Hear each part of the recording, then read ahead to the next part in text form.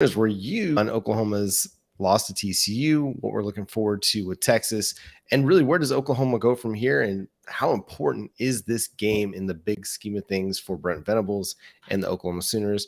We'll get it started here in just 1 second.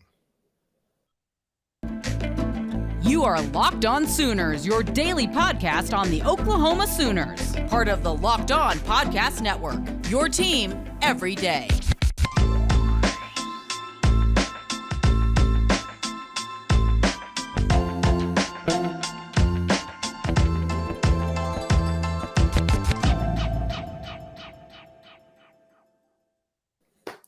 What's up, everybody? Welcome to Locked On Sooners. Today's episode is brought to you by BetOnline.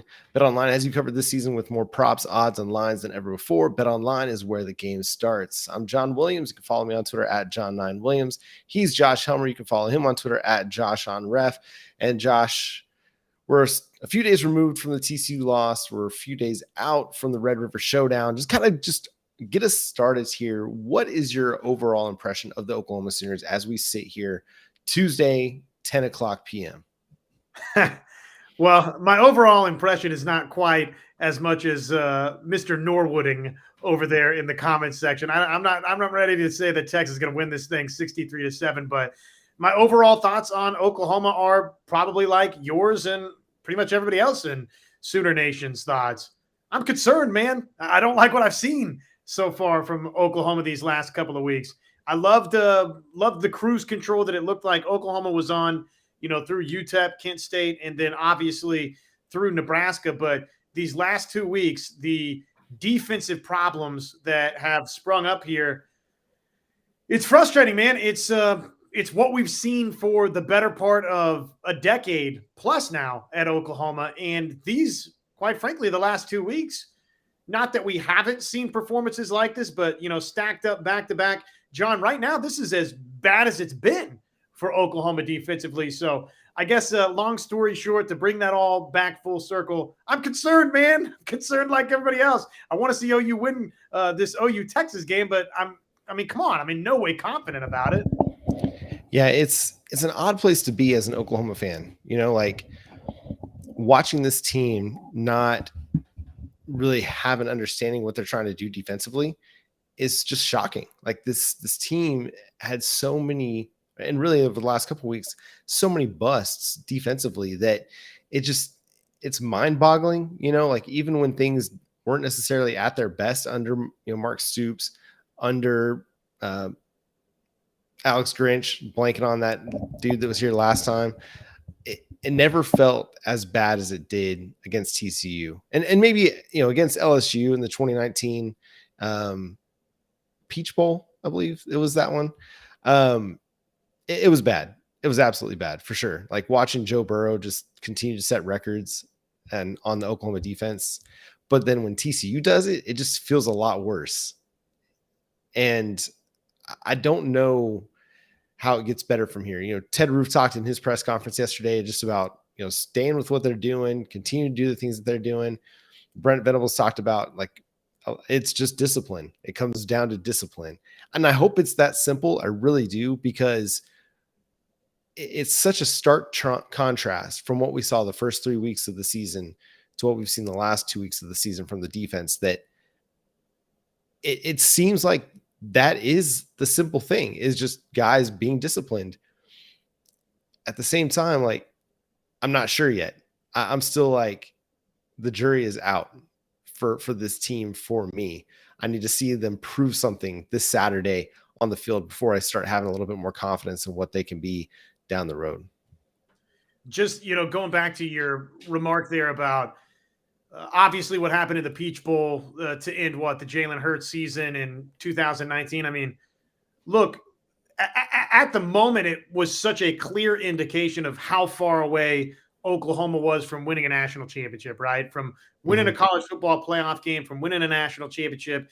And that sucked and that stung, and it was frustrating because here again, you lured yourself into this belief that, okay, there's this renewed sense of urgency and all these different positives that Jalen Hurts brought to the Sooners to begin that season, and yet you go and get embarrassed in that Peach Bowl, right? Well, looking back on it, you can kind of justify the thing and say, you know what? Okay, well, Burrow's clearly turning into one of the new stars in the National Football League. You look at all of the different wide receivers that were on that LSU team.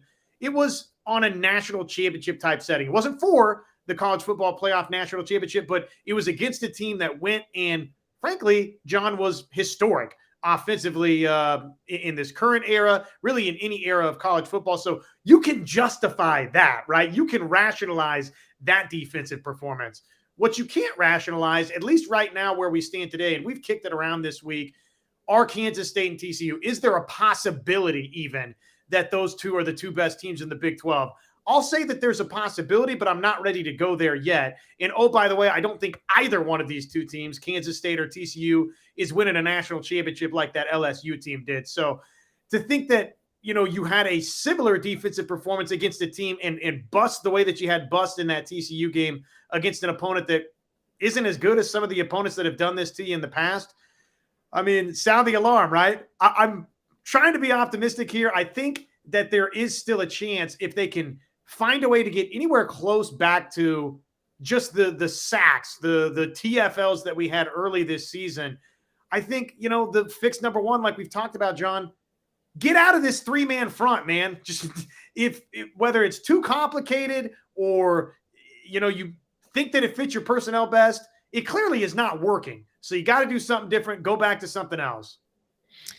And Brent Venables talked a little bit about that today and what they're trying to do. I can't remember who asked the question about, they've installed a whole new defensive scheme. Would it have been better to try and keep some of the elements from last year's defense, which I kind of thought it was a bit of a ridiculous question.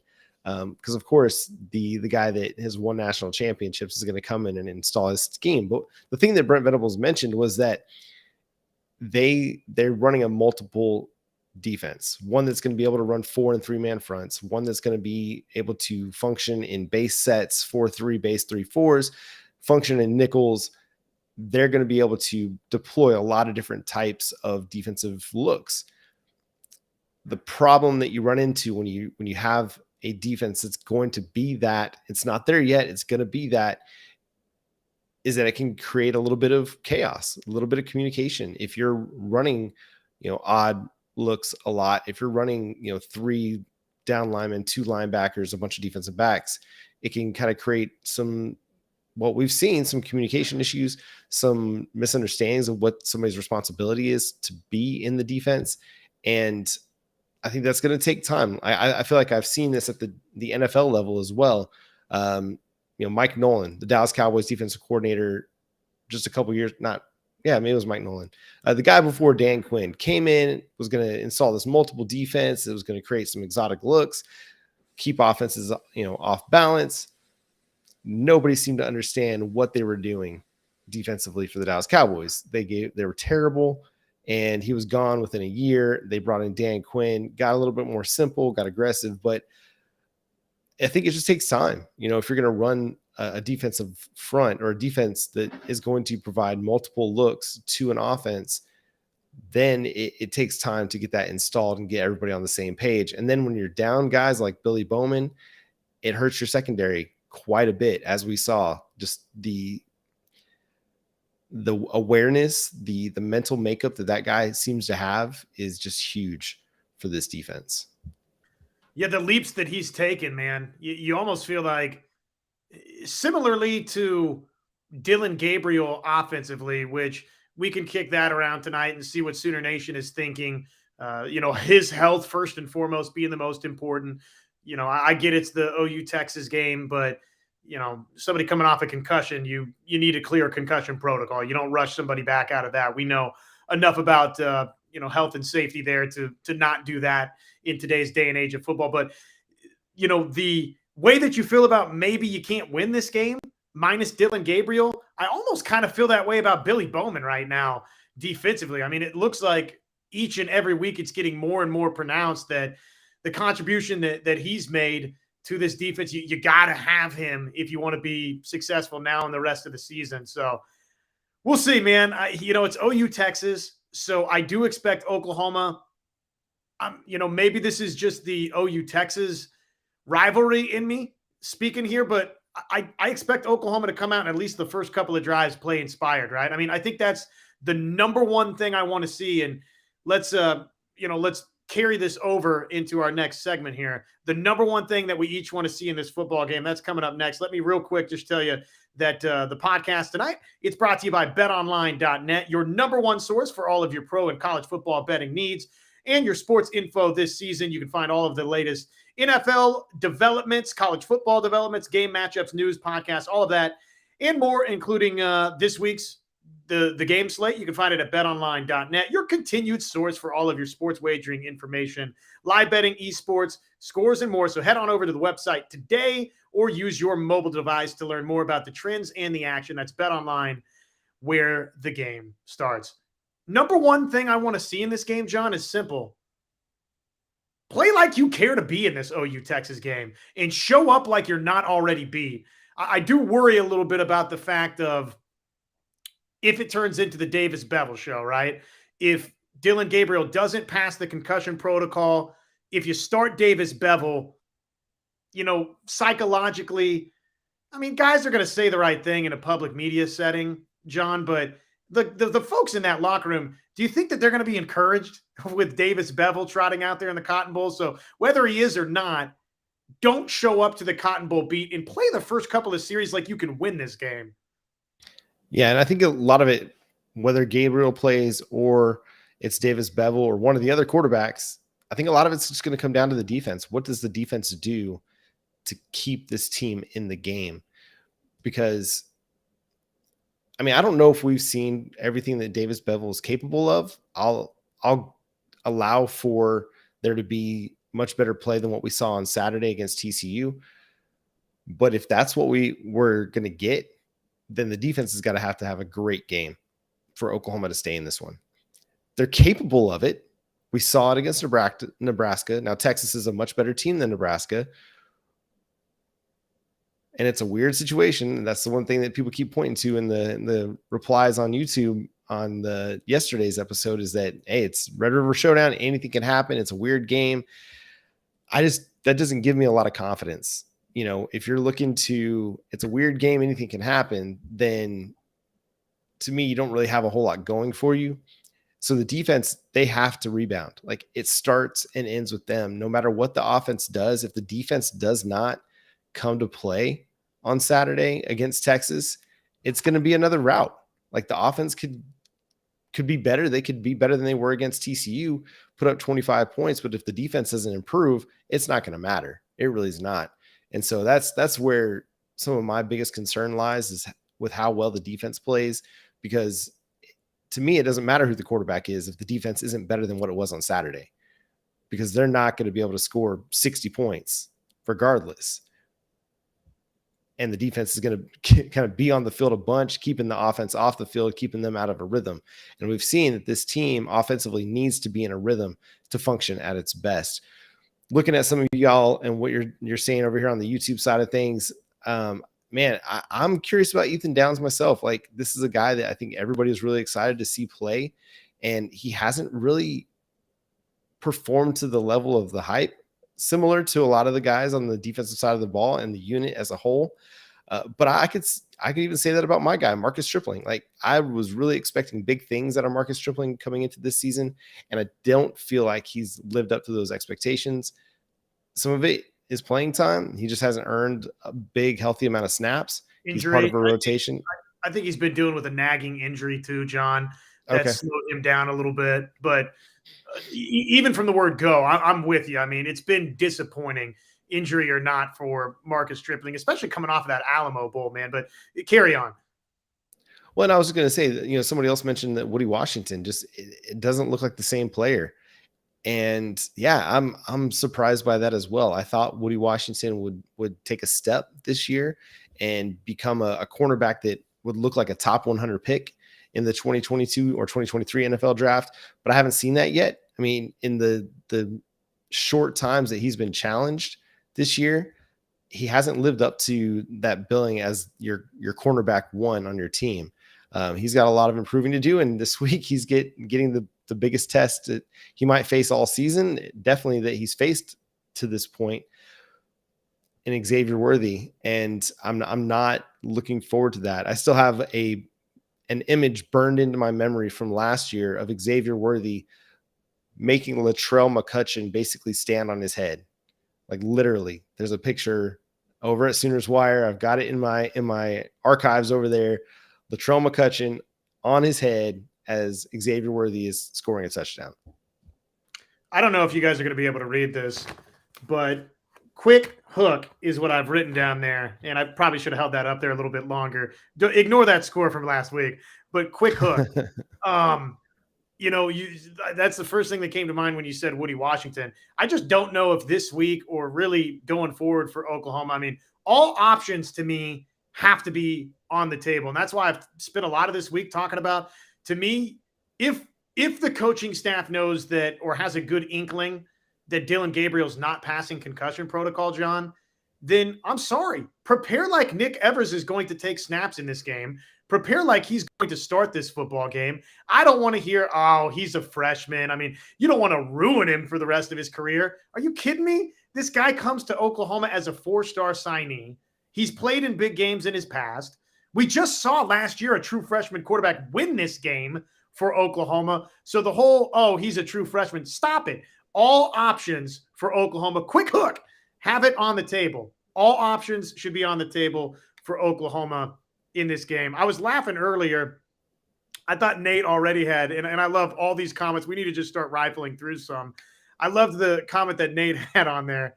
I'm not confident. That's why I said anything can happen yesterday. That's like, frame that for this week. That's every Oklahoma fan's mindset. Not really that confident, but hey, anything can happen. It's OU Texas. Yeah, I mean, it really could. It's odd to me, like that's the place where we find the confidence is that it's anything can happen at OU Texas, but that's just kind of what it's come to. It's like, we got to hope that the weird things happen or that this team just really rebounds and responds and plays really, really well. I just need to see it. If you're joining us here on YouTube Live, make sure you're subscribed to the show so you can drop a comment in there as well. We're getting some great thoughts from people. One person says Nick Evers should start, and I think that would be a really bold selection for your quarterback making his first start in the Red River Showdown. But hey, anything could happen. I mean, Caleb Williams got significant playing time in the Red River Showdown, came and had a great game, buoyed a little bit by Marvin Mims and his fantastic performance. So why not, man? If you're not liking what you see out of Davis Beville, going into the weekend, who can just go with whatever you feel best with. If it's the true freshman quarterback and you think his athleticism gives you the best chance to win, then by all means just roll with it, and let's all just have a little bit of grace for the kid if he ends up playing. And for anybody, because going into that environment, making your first collegiate start is going to be a tough task for anybody. Now, on the other side of the football, Hudson Card, Quinn Ewers will also be making their first start in the Red River Showdown. So that could make a big difference for them as well. So I agree, Chad Littlefield, that Bevels was a statue that couldn't make a decision.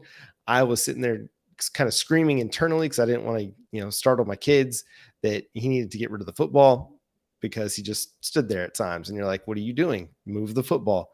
But I often scream that at the TV in my mind. So yeah, Josh. So before we kind of go to the next segment, we just kind of talk about what we feel like Oklahoma might need to do to win a little bit more in depth than we did yesterday. Let me talk to you folks about Nissan. Our partners at Nissan have worked with us to create a new segment across the Locked On College Network titled Thrilling Moments, where we highlight the most exciting play from the game or throughout the history of the Oklahoma Sooners. This week's thrilling moment, to me, it comes from last year's Red River Showdown. And we can talk about Caleb Williams and the great throws, but I'm going to talk about Marvin Mims making that diving catch along the sideline, getting inside or just inside the pylon to get the touchdown, to give the Oklahoma Sooners life in that big comeback against the Texas Longhorns. And also Kennedy Brooks, the 2 go-ahead touchdown runs in the fourth quarter. First gets the lead. Texas responds with an Xavier Worthy touchdown. Kennedy Brooks goes and gets the lead again because he's Kennedy Brooks. The guy just scores touchdowns. So those were my thrilling moments. So make sure that you are keep an eye on your thrilling moments for each week. This segment has been inspired by the thrilling new designs featured across Nissan's new lineup of vehicles. Pursue what thrills you in the all-new Frontier, Armada, or Pathfinder today. Available now at nissanusa.com. Okay, Josh, we're kind of starting to look into the Red River Showdown. What do you think is going to be kind of the way forward? Like, we talked about running the football yesterday. That's going to have to be key, but as a passing attack, what are they going to be able to do? What's going to be their best way to kind of make hay offensively through the air? Well, I mean, I think it kind of depends on who's the trigger man for Oklahoma. If it's Dylan Gabriel, then everything's on the table, right? If it's not, and it's Davis Bevel or General Booty or Nick Evers or any combination of those three, we know that those three are getting snaps this week. If it's that, then I mean, keep it simple, stupid, right? I mean, little easy bootleg underneath, crossing, drag route, flat route, something. I don't know what these quarterbacks are most comfortable throwing, but the coaching staff, Jeff Lebby and company, they probably have a pretty good pulse, right, on which quarterback sort of does what well, which route with which receiver this quarterback likes. So, I mean, that's what you got to iron down in these next couple of days here. That's what I think probably, if you're not going to have Dylan Gabriel in this game, you got to have a good idea, right, of what, your scripted 20, 25 plays, those first couple of drives, what maybe that can look like for you and where you can find some success. Because, look, if there's no Dylan Gabriel, just the way that this team will respond both offensively and defensively, man. Defensively, I don't even know if we can say that you're hanging by a thread right now. You've kind of already been pushed off the cliff a little bit. But, defensively, if you're already kind of in that place, man, you'd love to have something offensively that you can really kind of rally around and feel positive about. So that's why I think, both sides of the football, starting drives are so key. Defensively in this game, John, if you could get a takeaway early, I think it's going to be Quinn Ewers that plays quarterback for Texas in this game. If you can get to Quinn Ewers, and whether it's Downs or Grimes, or you bring, a jailhouse blitz and you get in and you rip that football out and all of a sudden Oklahoma's got it, then, defensively, maybe you can kind of roll a little bit in this game. I know we're kind of going into this thing expecting Texas to just roll it up on Oklahoma and go out there and score 45 or 50 or whatever, but I kind of have an idea that Oklahoma's, at least initially, going to come out inspired defensively. Now, whether that translates to a bunch of stops, we'll see. But, if you can just start positively both sides of the football, especially if you're playing with a backup quarterback, I think is going to be, wildly important for OU. Yeah, I love the idea from some of these folks. Norwooding talking about using the triple option with Bowens, Gavin Sawchuk a little bit, Javante Barnes. That could be a lot of fun. Just come out in some trickeration, as John Madden might say, just to get Texas on their heels a little bit. Just open the playbook up. We saw already the Braden Willis TD pass. Maybe line him up at quarterback just to throw things off, and then run some belldozer package with him at quarterback and just see what happens. Stranger things have happened. I mean, Arkansas, about 10, 15 years ago, made their living running Wildcat, for a whole season. You could come out in one game and with Darren McFadden and Felix Jones. And, granted, I don't know if you got Darren McFadden or Felix Jones on this roster right now, but I hear what you're saying. And I do think there's capable running backs and other guys that can kind of do some of that, John. Yeah, I think so. And then, if you're using Braden Willis, you got a little bit of a power element there on the keeper. So I don't know, just a few ideas there for you, Jeff Lebby. Norwooding says, I just don't know. Texas wouldn't know how to stop an all running offense. I mean, it's possible. The Big 12, they haven't seen probably a big running team just yet, aside from maybe Alabama. If it's Davis Bevel, you can go ahead and guarantee it's going to be an all running offense. Tell you that right now. Mark asks a really good question, and this is one that's kind of been popping in my mind a little bit this week. He says, is next year a DG versus Evers versus Arnold battle? Dylan Gabriel versus Nick Evers versus Jackson Arnold. Who would be the betting favorite for you? Okay, if you're asking me right now today, I would say Dylan Gabriel, but that is dependent upon, does Evers play in this game, right? And if he plays well, then I mean, I don't think it's off the table, John, that we're talking about Evers being Oklahoma's starting quarterback going into next week versus Kansas if he's a hero in this game. So, not knowing the answer to that question or whether or not he's even going to play at all, it's kind of hard to answer. I would lean Dylan Gabriel right now. The other thing that would work against Gabriel, John, is just if he plays poorly the rest of the season. If he plays poorly the rest of the season, then I think all three of those options are on the table. And I mean, like some of you guys are saying, I mean, look, I get it. Jackson Arnold's coming in, man, and he's a dual threat guy, and he's a 5-star quarterback for a reason. So, regardless of if Gabriel's good or if Evers good the rest of the season, Arnold's going to have a chance, I think, to win this job regardless. Yeah, I think that's the intriguing thing about Jackson Arnold is that there's nothing that's going to stop him except himself from potentially winning the quarterback job next year. It would not surprise me to see Dylan Gabriel go into the NFL, even though I don't necessarily consider him a high prospect. You don't necessarily have to be to get a job and be a long-time contributor as a backup in the NFL. But if he doesn't have a strong finish to the season, it wouldn't surprise me to see him come back for one more year either. I think where the quarterback situation for me sits is that, Bevel, I mean, he showed some good things in Pitt's bowl game against Michigan State. Was kind of up and down, doesn't have a high yards per attempt for his career. Only averages like 6 yards per attempt for his career, which isn't great. But, completes a decent amount of his passes, 62%. If we're talking about the positive things, the guy's got a strong arm. He's got a strong arm. He's a tall guy. He's not athletic. So, Jeff Levy, just remove that part from your playbook. Let's not try to worry about the quarterback run game. If Davis Bevel is your starter, just let him sling it and just see what happens. Like, come out with an aggressive game plan with Bevel and let him throw the ball downfield and just see if you can make some things happen and take advantage of Texas possibly sleeping and sitting on what they might be expecting to be a conservative game plan. I think Oklahoma, for me, if they roll the dice and give Evers a chance, right? Clearly he's going to run better than either of the other two guys. So I'm just listening to you talk about the quarterback run game, and I'm with you. If it's Bevel, you're not going to do a lot of that. But, if it's Evers, you will.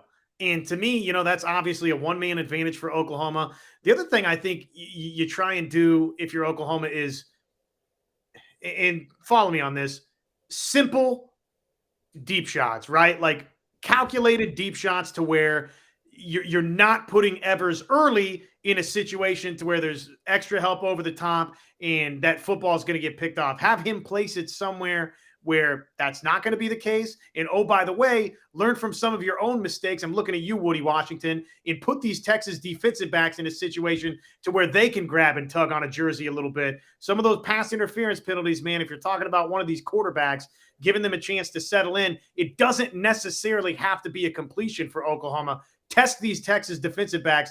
You're not going to win this game, to me, just lining up and handing the football off. I just don't see that being a realistic formula for OU. No, because it's hard to do that at any point, anymore in football. You can't just run, 50 times and then expect to win the game. You have to have some balance. You have to be able to threaten a team with a deep ball. Even if you do throw the ball a bunch, you've got to be able to test people downfield, got to stretch the field a little bit, because otherwise they can sit within 10 yards and take everything away underneath and then focus on your running game. If you can't get the ball down the field even a little bit or threaten them even a little bit, you don't have to complete every pass down the field, but you got to be able to threaten them a little bit.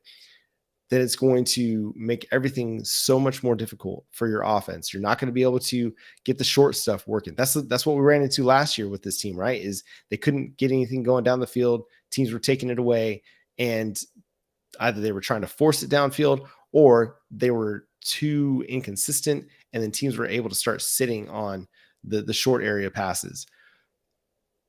that's what Oklahoma's going to have to do. I feel like you open up the same way you've opened up several times this season with a deep ball to Marvin Mims, and you just see what happens, for better or for worse. And I like what you're saying about throwing it to an area of the field, throwing it to a situation where you're not necessarily going to get that double coverage. I agree with you. I think it's, you take a calculated risk with whoever the quarterback is. And I'm starting to think, and I'm starting to lean that it's probably not going to be Dylan Gabriel. Just because I think he's might not be ready. Like, he might not be out of the concussion protocol by that point. And so you're just going to have to live and die with whoever is your quarterback and just hope for the best. So let's go through a few more of these comments here. Granite Guy says Jalen Redmond's a stud. I agree. I feel like he's been probably one of your most consistent defensive linemen over the last couple of weeks. Good week for him to remind us that he is an NFL talent on this defense. Like, John, if you had to give me 3 names on this defense that you're still, convinced are going to be NFL guys, Jalen Redmond, who else? I mean, if we're talking about, do you feel that way about Jalen Redmond? Yeah, I think he could be an NFL guy. I think in a right scheme, he's a guy that can be a one gap defensive tackle for somebody. He hasn't had the great kind of season on season, but I mean, he led the team in sacks back in 2019. He's a guy that can produce for you. He's got great quickness, good athletic skills. I still have high expectations for him to be one of Oklahoma's better defenders and somebody that will potentially be in the NFL. I think at worst, he's a rotational defensive tackle in the league, but has an upside to be a starter. Anybody else though? Like, I do think, a guy like David Agwebu has got the size, a little bit of athleticism to be a rotational linebacker. A guy like Deshaun White, I think could, be a special teams contributor for a lot of teams in the NFL. Justin Broyles, he's not necessarily the best safety, but I think he could be like a special teams ace for somebody in the league. Like, just somebody who runs down on kick coverage, punt coverage. A guy like, I'm blanking on his name right now, CJ Goodwin for my Dallas Cowboys. The only reason he keeps getting contracts is because he's really, really good at special teams. Like, he's been in the league forever. And the reason that he's with the Cowboys the last several seasons, he constantly gets jobs, is because he's one of the best punt gunners in the league. And you can rely on him to do his job special teams wise. Justin Broyles could have that kind of role. But as far as like elite top tier talent on the defense, I don't see it yet. There's potential, but it's not there yet. I mean, I think a guy like Jaren Kanak, who, several people have mentioned in the comments, I kind of blew up Twitter with the other day.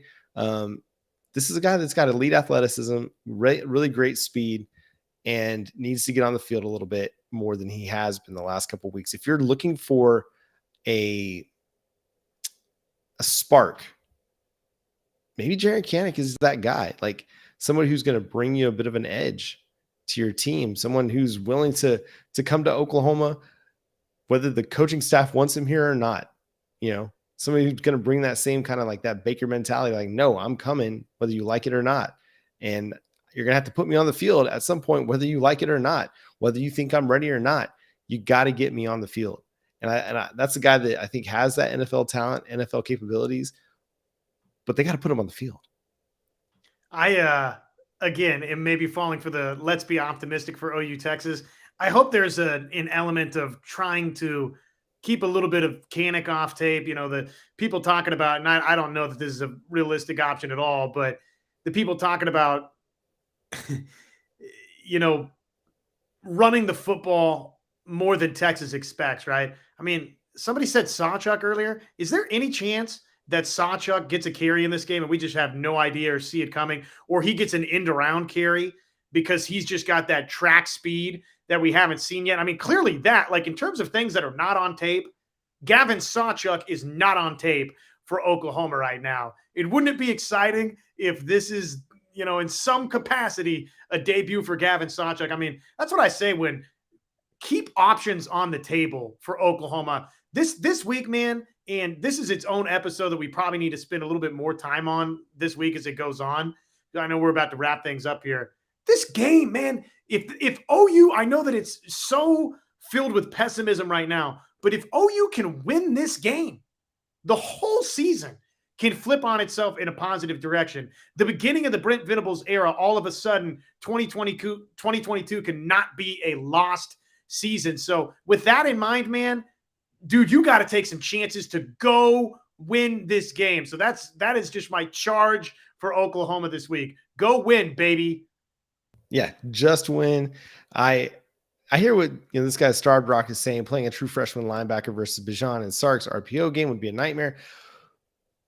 But playing senior linebackers against Adrian Martinez and Deuce Vaughn and Max Duggan and Kendry Miller was a nightmare too. So what am I asking for? I'm asking to put the guy that with the most athleticism, the dude that just rocked it in workouts all offseason, was great against Nebraska. I'm asking to put that guy in. Like this guy who has the upside. Like, again, just looking for a spark. I'm not saying you got to play him 100% of the snaps, but give him a chance. Like, give him a shot to be a difference maker for this team when everything else on the defense isn't really working out.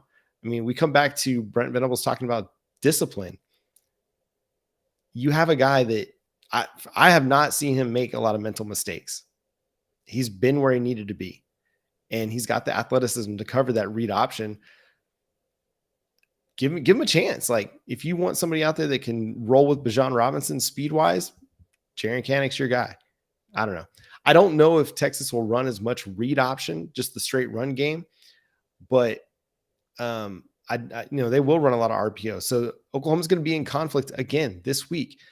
That's what's on tape. That's what's helping these teams are finding success, putting Oklahoma in conflict, making them choose. And Oklahoma's been choosing wrong. Texas is going to do a lot of that this week. I don't think Quinn Ewers or Hudson Card.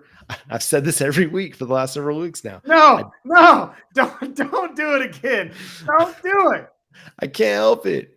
I don't think that they can run the ball as well as Max Duggan, who I didn't think could run it as well as Adrian Martinez. One of these weeks I'm going to be right. The read option game, the quarterback run game it'll be a thing. It'll be a factor. They'll use it and they'll try to make Oklahoma stop it. But I don't think they're going to be ripping off 70-yard runs though on Oklahoma's defense. I just don't think that's going to be the thing. So staying disciplined in an RPO game, making sure you key on, you have your keys right, because they're going to be efficient on this one. Yeah. Thank you, Norwooding. You guys are never going to let me live this down. If Hudson Card or Quinn Ewers goes for 100 yards against the Oklahoma Sooners, I'll eat my words on the next episode on Sunday night, if that is the case. But I don't know. I don't have a great feeling about this game. I don't know what to expect from Oklahoma. I'm in kind of wait and see mode, prove it mode a little bit. And so that's kind of where I'm at. I know y'all in the comment section, you kind of feel the same way for the most part. Several people are still a little bit optimistic. I'm happy for you. I wish I had that same level of optimism. I normally do, but after what I've seen the last couple of weeks, it's hard for me to find that. Bishop Franklin, Dr. Newkirk Jr. says defensive and offensive trench warfare is an X factor. I completely agree with you. If this defensive front doesn't create some pressure and create some push in the run game, it's going to be a really, really long day for the Oklahoma Sooners. If the offensive line isn't going to be able to protect whoever the quarterback is, then it won't matter who the quarterback is, because they're not going to be able to throw the ball. If they can't run the ball even a little bit, it's not going to be fun. Not even a little bit. Mark, on Billy Bowman, they're not giving up any injury update issues. Brent Venables, he basically said, I'm not going to talk about injuries until we have 100% clarity, which I imagine won't come until Friday, which means we won't hear about anything until Saturday. Norwooding saying most OU insiders are saying Bowman is out. We'll see. I mean, that's definitely a great possibility. I tend to kind of sit on the side of let's see what happens on Saturday when they start warming up. Those guys that'll be in the press box will do the deep dive on who's dressed and who's not, and so we'll be able to find that out. Nothing better than some positivity with Ted Roof too in the evening, right? Do we see Ted Roof as more of a liability going into the future, or is it too soon to tell? No, Robert, it is not too soon to tell. And we had this debate when he was hired, and everybody, he's just here to install Brent Venables' defense. It was a terrible hire then. It is a disaster of a hire now. And if things go poorly this weekend, he's going to be the head that rolls, I think, for Oklahoma. I don't think they'll wait until the end of the year to do that. But hey, we're going to do this every Tuesday, by the way, going forward. I know everybody's jacked up about OU Texas. And John, I know you got one more thing to say, but just appreciate you guys. Do we have an official name? Is this Talk to Us Tuesday, Talk Back Tuesday, whatever it is? Tuesdays, we're doing live shows now and going forward, just because, quite frankly, it's fun for us and we like hearing from you guys. Yeah. So one more question here. I want to touch on, because I think it's relevant to the quarterback conversation, is from Okie Lawn Guy. And he says, do you think Oklahoma has dropped off big time in quarterback compared to what we've had in past years? Josh, you want to start with that one? Well, not compared to last season, really. I mean, last season was pretty up and down. Even Caleb Williams was not altogether great versus the good teams on your schedule. But generally speaking, as compared to what you got from Baker, Kyler, Jalen, yes, no, this has not been as good as that. And I'm still optimistic that Dillon Gabriel can give you something closer to what those guys gave you. I believe that it's there. I know he's had accuracy problems so far, but I'm still bullish on what Dillon Gabriel for this team can be. Now, do I think Dillon Gabriel's winning Oklahoma a national championship, even if they get the defense completely fixed, right? If you get a championship level defense, I don't know, right? I don't know if Dillon Gabriel's that guy, but he's certainly, to me, John, the quality of quarterback that you could win the Big 12 with. I still believe that. Yeah, I believe that too. I think he kind of sits in that tier of quarterback that's, maybe just a little bit better than Trevor Knight, not quite Landry Jones, like he's not the Heisman winner. I might even argue he might be as good as Spencer Rattler was for this team the last couple seasons. And then we're seeing what Caleb Williams has kind of become. So I think he's a good quarterback, and I don't think Oklahoma's quarterback capabilities or recruiting capabilities has dropped off at all. You get 4-star Nick Evers, you got 5-star Jackson Arnold coming. They're already the heavy favorite for Allen quarterback Michael Hawkins, the 4-star out of for the 2024 class. And yeah, Norwooding, Landry Jones looks like a star compared to DG. He put up great numbers. I still have burned memories or images burned into my scalp of Landry Jones throwing off his back foot so often and it becoming that intercepted. Oklahoma State play in Stillwater where he just lost the football. That's the one for me. But I loved Landry Jones. Landry Jones is the most unfairly scrutinized and hated Oklahoma quarterback in the program's history. So, Landry Jones was a good one. Yeah, not here to slander Landry. I'm not. I also wanted to be fair to DG a little bit that Landry Jones was great, but he also had his moments where he didn't look very good. But he also came after Sam Bradford. So it's also hard to judge, but also what came after Landry Jones, I think we would have we probably appreciate Landry Jones a little bit more after what came after. So great questions, y'all. Thank you so much for tuning in. Thanks so much for being a part of the show tonight. It's definitely a fun aspect of the week that we're going to begin doing, like Josh said, every Tuesday night.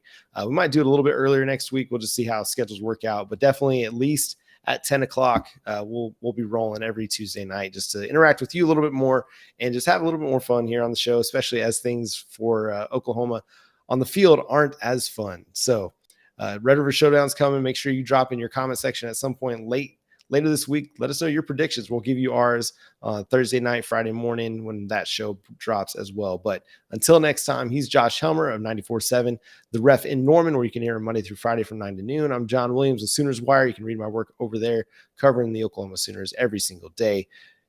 We'll catch you then. Have a great night.